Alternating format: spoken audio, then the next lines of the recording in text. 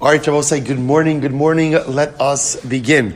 Hashem, begin by thanking all of our sponsors for this morning. Sure to thank our TALMUD Torah sponsors for the month of Elul. Jerry and Sora Wolasky for dedicating all the Sherman Drushos this month in this refuah sheleimah for Zecharya Dov, Ben Perel Shira. The Tilson and Wohl families of Eretz Yisrael for dedicating all the Sherman Drushos this month in honor of the weddings of our children, and with best wishes for a Shana Tova u'mesuka. Shaindy and Avraham Kelman of Eretz Yisrael for dedicating all of the Sherman Drushos this month in memory of their beloved parents, and in the zechus of all those who require a refuah sheleimah. And Selma Woolf with immense gratitude to Hashem and with Teffilos for health for all in the new year. We thank our Week of Learning sponsors, Hilary Jacobson-Kent, in commemoration of the yahrzeit of Milton Jacobson, Mordechai Menashe, Dena, Zecharya Dov. We hope that on the merit of our TALMUD Torah, the Neshama will have an aliyah and the family a nechama. And above with that, let us begin. Today's daf is Chof Test 29. And hopefully, again, you did your homework. And Baruch Hashem, we are starting from the Mishnah. The Mishnah on Chof Test and Lav Bose, an incredible sugya ahead of us today. Actually, really an incredible couple of days ahead of us now. The Mishnah says as follows: Kol mitzvos habein al ha'av. Now, I will say this phrase itself is going to be subject to a little bit of dispute exactly what it means. So let's just translate the words for now, and then we'll see what it means later on. Kol mitzvah, we'll say, sometimes the beauty of learning Gemara is Gemara requires emunah. It's an exercise in emunah. Why? Because sometimes you have to be willing to read a Mishnah, not know what it's saying, but still spend the time learning it with the absolute belief that somehow, some way later on, it'll make sense. Now let's say, is that not an exceptional and incredible metaphor for life? Sometimes if you just got to do you got to do what's incumbent upon you. You just have to take the necessary steps, even though right now there's so much ambiguity, there's such a lack of clarity, there's such a lack of purpose and a lack of direction. But I take the steps knowing that one day, some way, somehow, everything in Eretz Hashem is going to fit into place. Incredible. So, one last thing. A Mazel Tov to Reb Tali Strum on the engagement of his son Ezra. Baruch Hashem, Mazel Tov. Continue simchas for the Strum Mishpacha. Mazel Tov. All right, Kol mitzvos haben al ha'av. So all mitzvos of the son that are on the father, and again, we'll define that phrase in just a little bit. Ha'anoshim chayavin va'anoshim p'turos. Men are chayiv, women are exempt. The Kol mitzvos ha'av al haben, any mitzvos of the father on the son, echad anoshim ve'echad noshim chayavin. Both men and women are obligated. The Kol mitzvos aseh shazman grama. Any time-bound mitzvos, which was, what does it mean, time-bound mitzvah? A mitzvah which has a time element associated with it. Taking lulav and esrog, sitting in the sukkah on a derabanan level, lighting Hanukkah candles. Anoshim chayavim, v'noshim p'turos. Although Hanukkah candles is not a good example because women are obligated, different discussion. Anoshim chayav, anoshim p'turos. Men are chayiv, women are exempt. So most of this Mishnah is the source for the concept that women are exempt from time-bound mitzvos. V'chol mitzvos aseh shelo azman grama, any non-time-bound mitzvos, echad ha'anoshim ve'echad ha'anoshim chayavin. Both men and women are obligated. V'chol mitzvos lo saseh, any mitzvos lo saseh, prohibitions. Ultimately, again, bein shazman grama, bein shelo hazman grama, echad noshim ve'echad ha'anoshim ve'echad ha'anoshim chayavin. Now, here's what's interesting. The concept of an exemption for a time-bound mitzvah obviously only applies to positive commandments. When it comes to prohibitions, everyone is obligated. So let's say, for example, so a person can say, you know what, the prohibition to eat chametz is a time-bound mitzvah. It only applies for 7 days. Time-bound mitzvah. So women should be exempt. No. The exemption for time-bound mitzvahs is only for the performance of positive mitzvahs, but for prohibitions, everyone is obligated, with 3 exceptions. Bal takif. I will say Bal takif is the prohibition to cut off your payas, to round off the sides of the head. That prohibition only applies to men, doesn't apply to women. Ubal tashchis. Bal tashchis refers to the destruction. This is not the destruction of food, but it's actually smichas chaver tonight. But rather, again, this is bal tashchis of destroying the corners of the beard. This is a reference to shaving with a razor, right, on certain parts of your face. Ubal tetame lemesim. And the prohibition to become tameh through contact with the dead. That's the reference to Kohanim. Kohanim can't come in contact with Tumas Meis. These three prohibitions only apply to men, do not apply to women. So if a woman wants to shave her entire head with a razor, she could do so. If a woman wants to shave her face with a razor, she could do so. A woman, even if she's a Bas Kohen or married to a Kohen, she could become exposed ultimately again to Tumas Meis. Good. We'll say a lot packed into this Mishnah. You could feel the excitement of the days ahead with a Mishnah like this, and it's only Monday. Here we go. So let's begin to unravel this Mishnah a little bit. My kol mitzvos habein al ha'av. What does that phrase mean? What does that phrase mean? All of the mitzvos of a son on the literal translation is all mitzvos of the son on the father. What does this mean? Ilema kol mitzvos demechayva b'rad le'avad la'aba. If you say it means any mitzvahs that a son is obligated to perform for his father, nashim p'turos, why would women be exempt from that? Vatanya, we learned, ish. Also, when it comes to saying, he says, ish imo v'aviv tiro, ish, which is the mitzvah of mora, of revering one's parents, fearing one's parents, in the ala ish.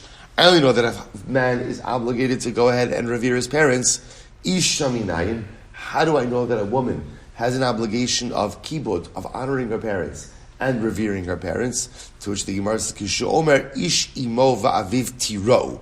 But it's actually interesting. The pasuk is written in a fascinating way. It says, a man, his father and his mother, they will fear.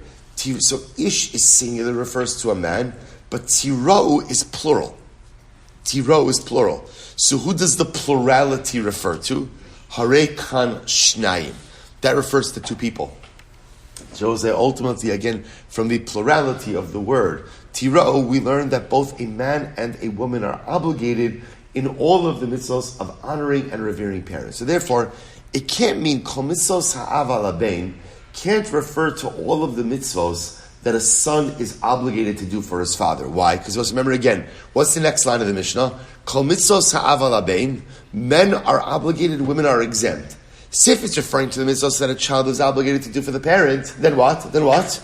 Women are obligated in that as well. So what does it mean? Rabbi says incredible. Amar Rav Yehuda, this is what it means to say, Kol mitzvos habein hamutalos al ha'av lasos libno. What it means is all mitzvos regarding a child that are incumbent upon a parent, only the father is obligated, but the mother is not. There are certain biblical obligations that a parent has towards a child. Those obligations only devolve upon a father, do not devolve upon a mother.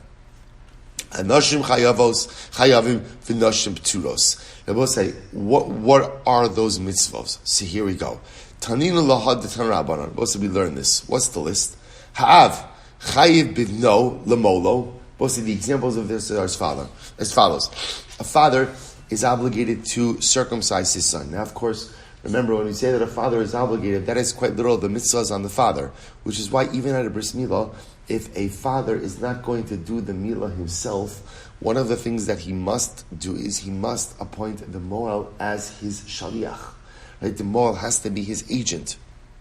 So a father is obligated to circumcise his son, liftoso, to redeem him, that refers to pidyon laben, lelamdo Torah, to teach his son Torah, lasio isha, to go ahead and marry him off, lelamdo umnos, to teach him a trade, right? To teach him a way to make money and to be self-sufficient.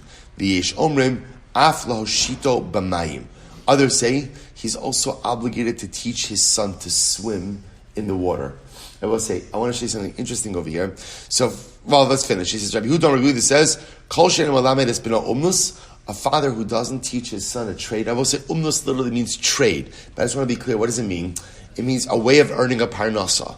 So a father who does not teach his son a way of earning a parnasa, melamdo listos, is teaching him thievery. Right?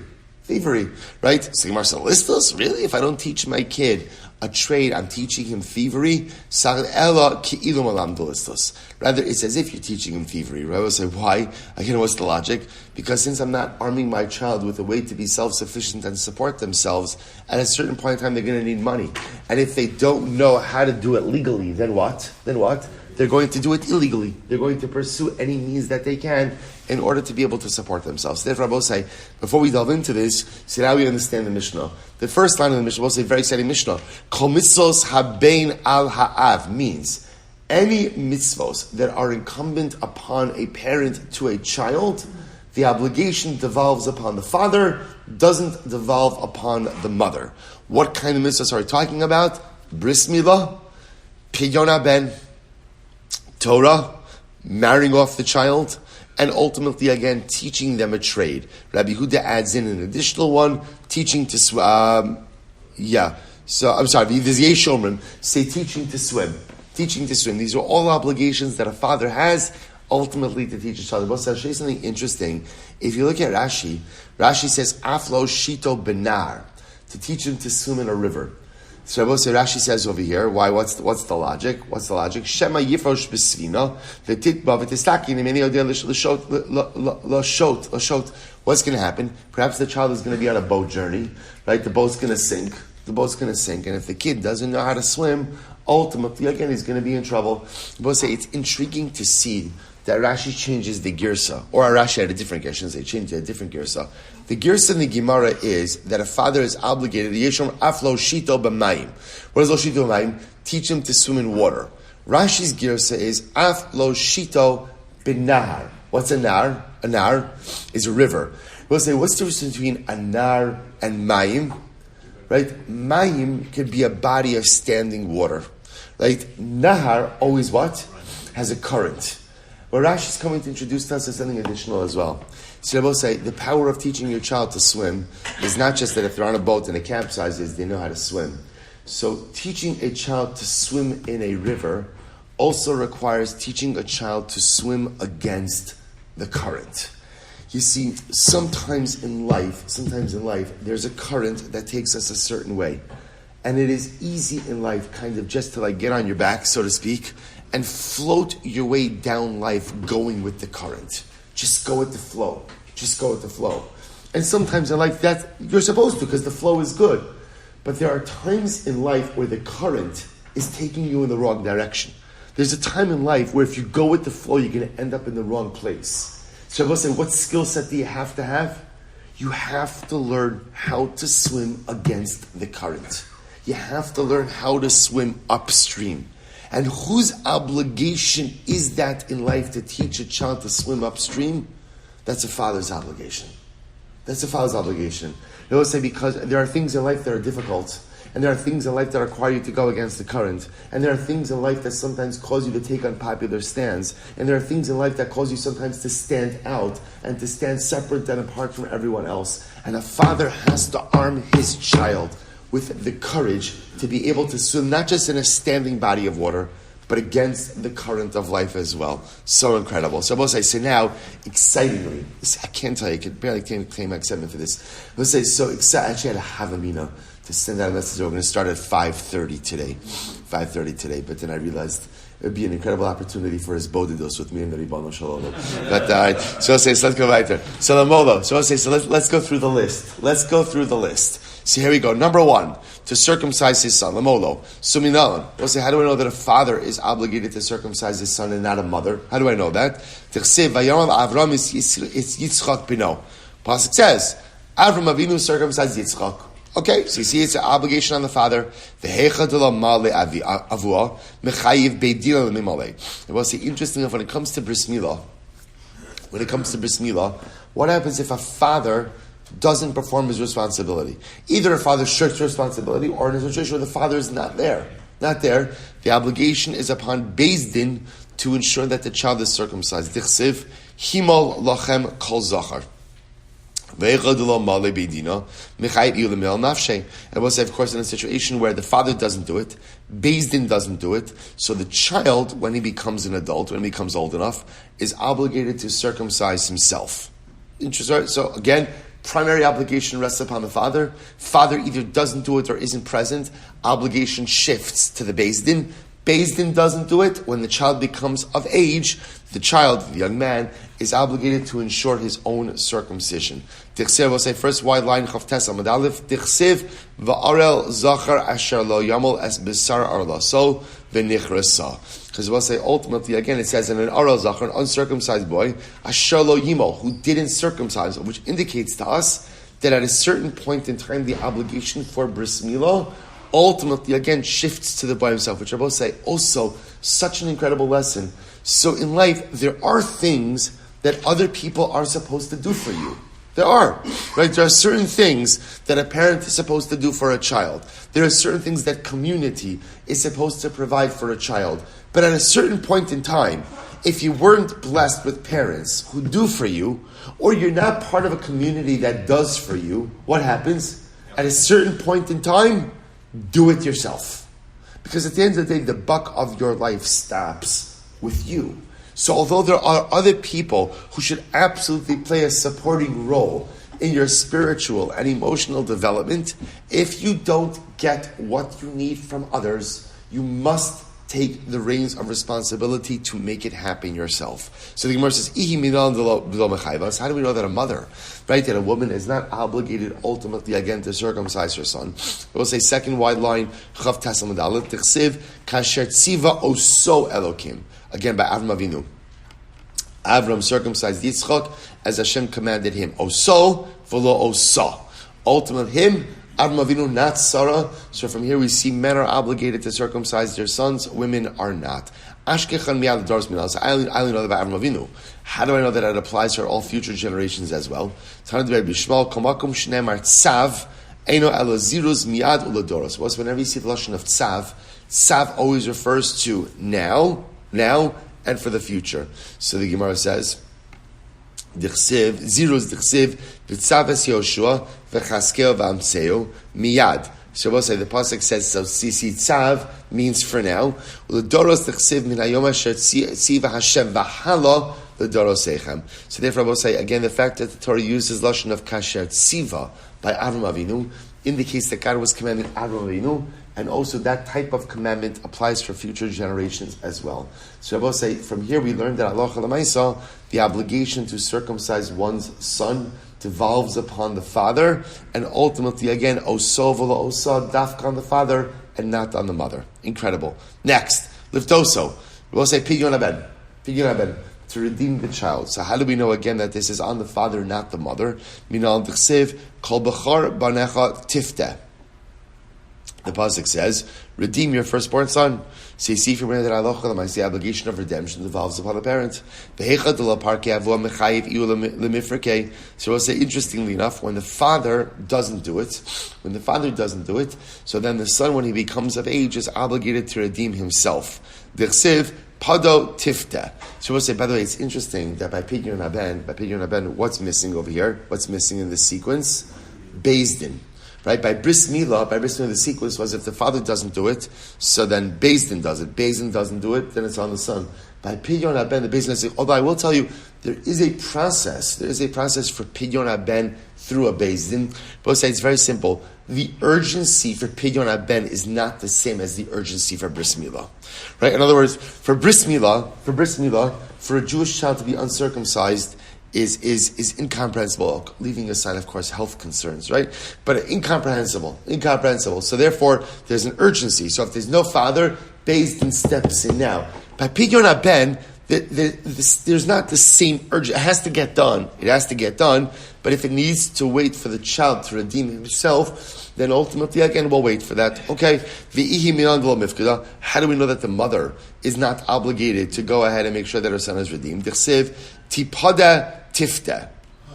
Right? The Gemara says, Kol shem mitzvah liftos es atzmo, mitzvah liftos es achirim. So we'll say, again, we learn it from lashon of tipada tifta.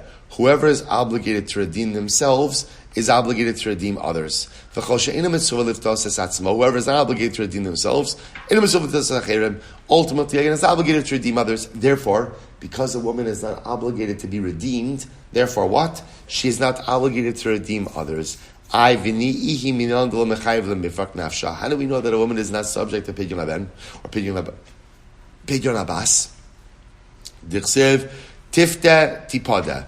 Kol shachir mitzum liftoso, mitzvah liftos es atzmo. All right, so this is a little bit circular, right? So whoever is obligated to have other people redeem him, ultimately again is obligated to redeem himself. V'chol she'ein achir mitzum liftoso, whoever doesn't have an obligation to have others redeem him, ultimately again is not obligated to redeem himself. Uminayin she'ein achir mitzum liftosa. So again, how do I know that other people aren't obligated to redeem a woman? Damakra kol b'char banecha tifta banecha. Okay, so we kind of should have started with that. Right? So ultimately, again, women are not subject to pidyon haben.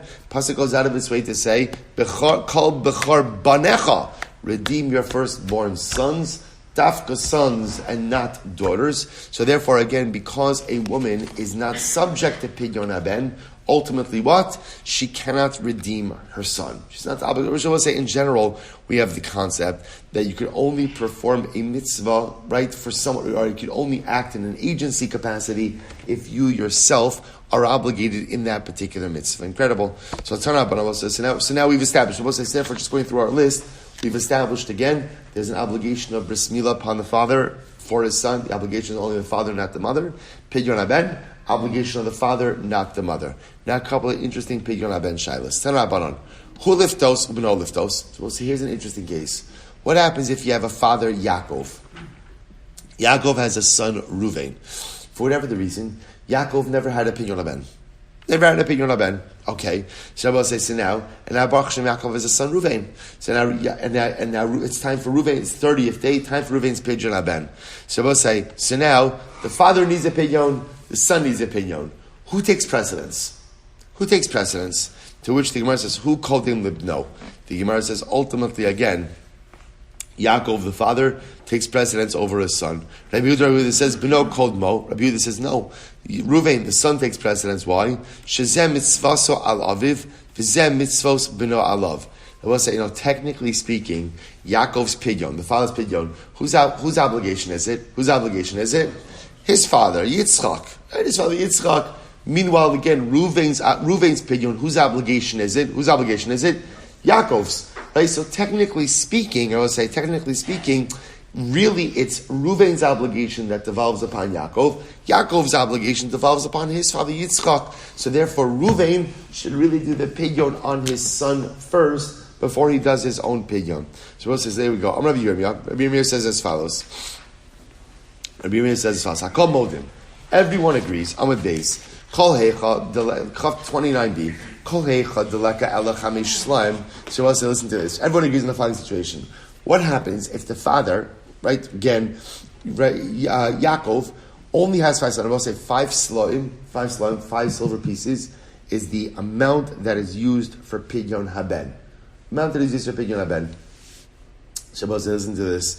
So, yeah, I'll tell you a funny story if we have time later on. So, which we won't. Everyone agrees that if the father, right, we're going to call him again, we're going to call him Yaakov, right, the father Yaakov only has 5 slime, who called him libno? Ultimately, again, if all the father Ruvain has to his name is 5 slime, then of course, again, Ruvain is going to go ahead and redeem himself. Why? I'm sorry, I keep mixing up the names.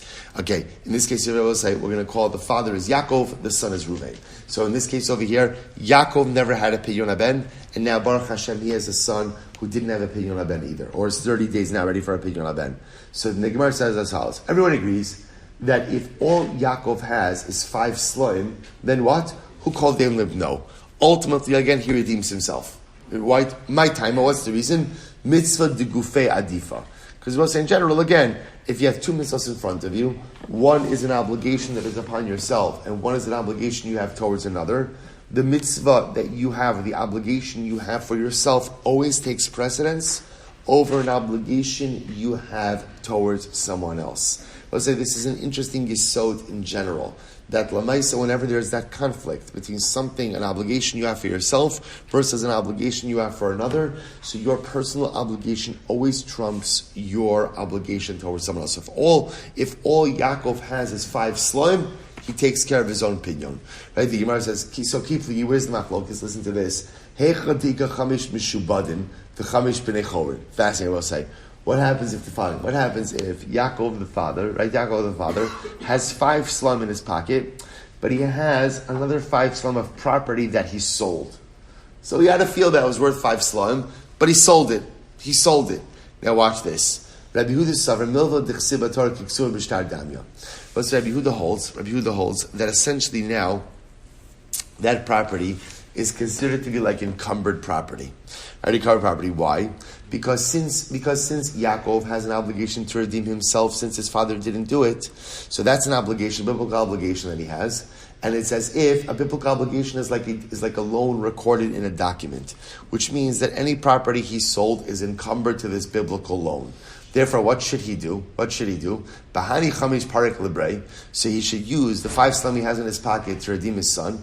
Va'azal kohen v'taraf le'lechamish mishubadim l'didei. Listen to this. And the kohen could go ahead and reclaim sold property in the value of 5 shlom in order to go ahead and redeem Yaakov. For Rabbanan Savri, milva d'chsiba raisa lav kiksuv b'shtar. The Rabbanan hold that no.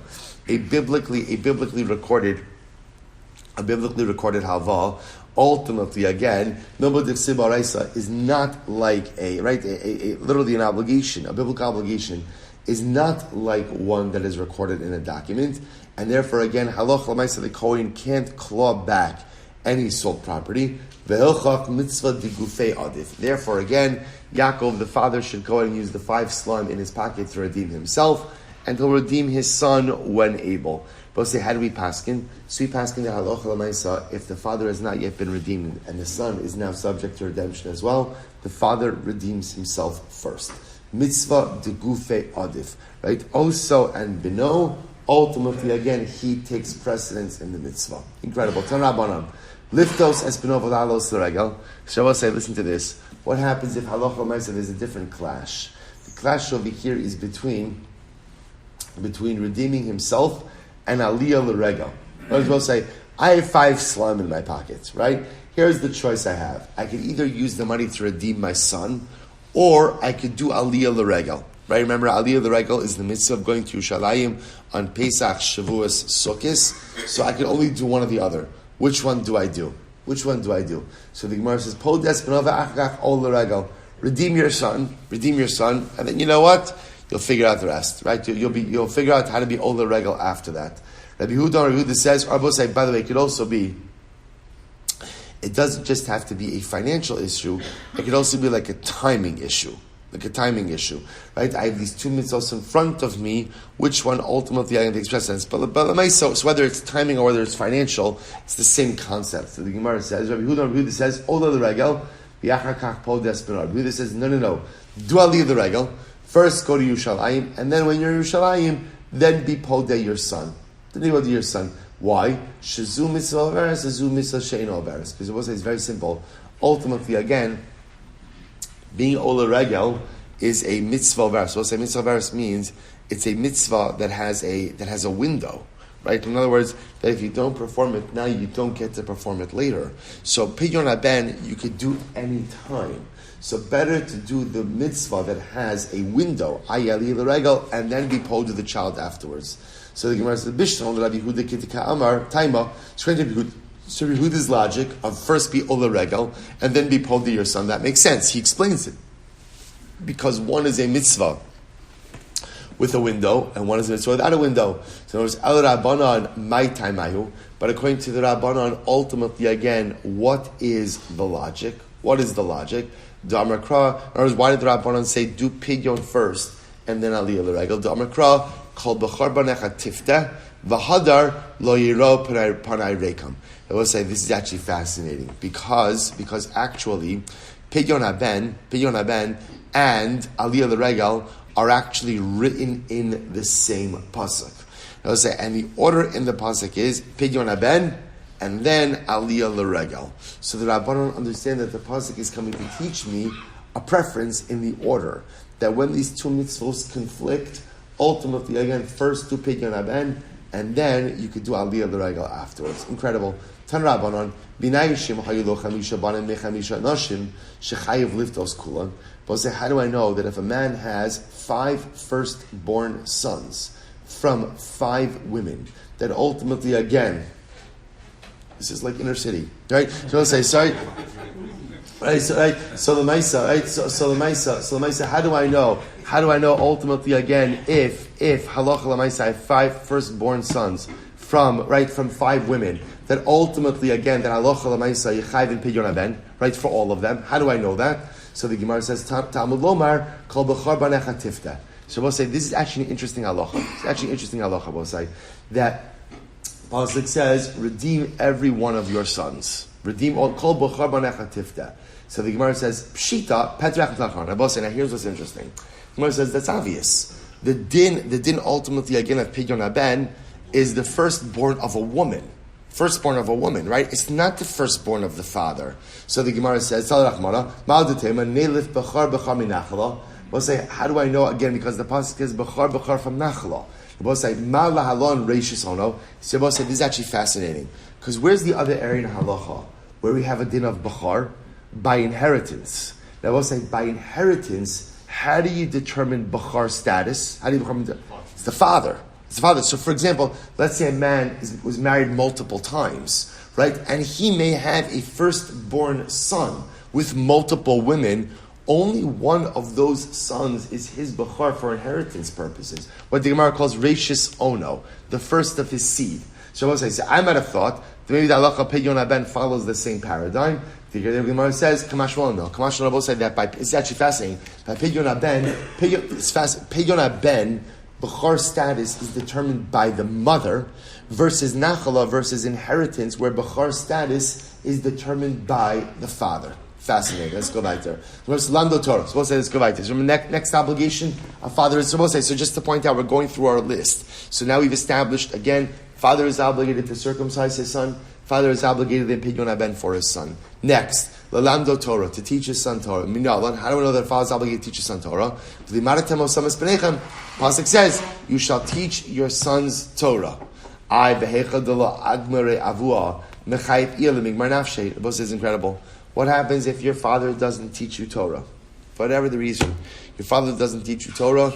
Ultimately, again, you are obligated to teach your child. You're obligated to teach yourself Torah. Both say, I just want to point out just how important, how profound this is. You know, Freud was not the first one to discover how impactful and pivotal our relationship with our parents are on our entire formation. Right? Chazal already understood this. And I will say, the reality in life is that sometimes our parents, as well-meaning as they are, do not give us what we need in life. And they do not give us the tools. And I will say, sometimes even worse. Sometimes they're just objectively not good parents. Parenting is one of the hardest things in the world because there's no instruction manual. Everything is learning on the job. And often in life, the frame of reference you have for how you parent is how? What you got from your parents. And I will say, that's a problem because sometimes if a person's parents were not good parents, and it happens, people, even the most well-meaning parents don't necessarily know how to parent, and that's the chinuch I have in parenting. And it's an incredible yesod. We'll say, we know this. The world is filled with good people who just received terrible parenting. And that's the chinuch they have. But the beauty of what Chazal teach us over and over again is that there does come a certain point in time where you can no longer blame your parents for the person you are. Right? You can, maybe for a little while. For a little while, you can blame your parents for the person you are. But at a certain point in time, even if my parents, they tried their best, they didn't try their best, they gave me good upbringing, it happens in life. You don't choose your family. But Lamai said at a certain point in time, the buck of your life stops with you. At a certain point in time, ultimately, again, you must take responsibility for who you are and who you're not. So your parents should teach you Torah. Parents should bring you up in a certain way. Parents should endow with certain spiritual values and ideals. But if they did not, either because they didn't, they couldn't, they should have, whatever it might be, Lamaisa, own it. Now you own your life. So your parents didn't teach you Torah, you teach yourself Torah. Dichsiv v'li maratam. Pasuk says, ultimately, again, learn it yourself. You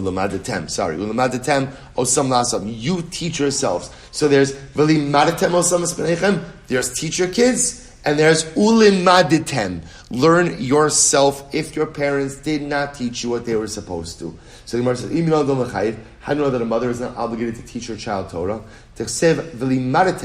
So the Gemara says, v'limadatem ulimaditem. So we'll say, it's interesting, two words. V'limadatem, teach your children. Ulimaditem, and you will teach yourselves. Kol shemitzuva lilmod, mitzuva lamed. Anyone who's obligated to learn Torah is obligated to teach Torah. V'chol she'enu mitzuva lilmod, eino mitzuva lelamed. And whoever ultimately, again, is not obligated to learn, is not obligated to teach. How do we know that a woman is not obligated to learn Torah? Right? How do I know that a woman is not obligated to learn Torah?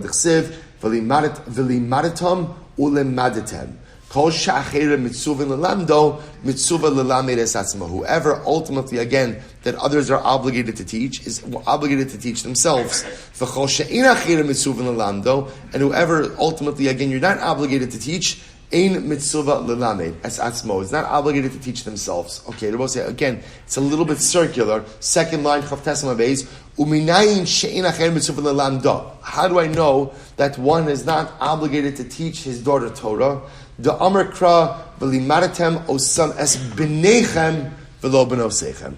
We'll say this is the drasha. This is the drasha. The Torah says, ultimately, again, you will teach your sons. You're obligated to teach your sons, and ultimately, again, not your daughters. Not your daughters. So therefore, I will say again, this is the pasuk, and everything stems from this. I will say, just to be clear, what this means is there may not be a formal obligation of Talmud Torah when it comes to a woman, but Allah, of course, I will say, in order to be a functional Jew, you have to learn Torah. You have to learn Torah. So whereas a woman may not have a formal obligation to learn, there certainly is a necessity for a woman to learn how to be a functional Jewess. So again, the formal mitzvah of Talmud Torah doesn't apply, but the need ultimately, again, to become versed absolutely does. So therefore, again, so I will say, so if we kind of take this full circle, because a woman does not have an obligation to learn, therefore she doesn't have an obligation to teach. This is why halacha l'maisa, the obligation to teach Torah, devolves upon the father, and ultimately, again, not upon the mother. Incredible. So the Gemara says, we'll say, listen to this case. So we'll say, let's say again, a parent only has a certain amount of money. And what happens? So either I, the father, could learn, or I could support my son to learn. So who should learn? Who called him libno? Ultimately, again, the father takes precedence over the son. Now, what's the logic over there? So the logic sounds like the same logic by Pidyon Ben, that your personal obligations take precedence over the obligations you have towards anyone else. Who called him? So the Gemara says, who called him? Rabbi Yehuda says, it depends. If the son, Rabbi say, exhibits potential, right? The son, it's interesting. Zaris. What does Zaris mean? Zaris is a midah, alacritus, right? So if the son, let's say if the son is serious, Zaris means he comes on time to the Beis Medrash, right? Zaris means he comes on time to davening, right? In other words, he exhibits a seriousness and the commitment, ultimately, again, to furthering his spiritual growth. Mumlach, we'll say, mumlach means, and he retains, right? Vitam, or I should say, mumlach means he's dedicated. Tamudo miskayim biyado, he retains, but no kodmo. Ultimately, again, in that case, the son will take precedence. So it's interesting, I will say. So whereas the Tanakama always understands that the father takes precedence, because the father's obligations ultimately, again, trump the son's, one's personal obligations to yourself trump the obligations that you have towards someone else. Rabbi Yehuda says, it depends. It depends. Where is the kid holding, right? Is the kid the kind of kid, ultimately, again, who has the ability to go ahead and be proficient and be excellent, or not? If he does, and he exhibits greater potential than the father, then ultimately, again, let the son go ahead and learn. So the Gemara goes back, the Gemara tells a story. Kiha, the Rav Yaakov bereid Rav Acha bar Yaakov. So what's the Gemara tells the story of Rav Yaakov, the son of Acha bar Yaakov, Shadra Avula Kamei da Abaye. Ultimately, again, the father sent him before Abaye. Ki asa chazye de lo have michtan shmaite. So we'll see what happened when the son came home. The father of Acha bar Yaakov, saw that his son wasn't really holding. Right, the son wasn't holding. Amrle ana adifna minach. He said, ultimately, again, I can learn better than you. I'll go to yeshiva. You stay home. Tiv'at da'azil ana. You stay home because I'm going to go learn. We'll stop over here for today. We're going to pick up Emirat Hashem with this story tomorrow. We'll say, Tremendous. Slichos. All right. Let's say shkayach, everyone. Incredible.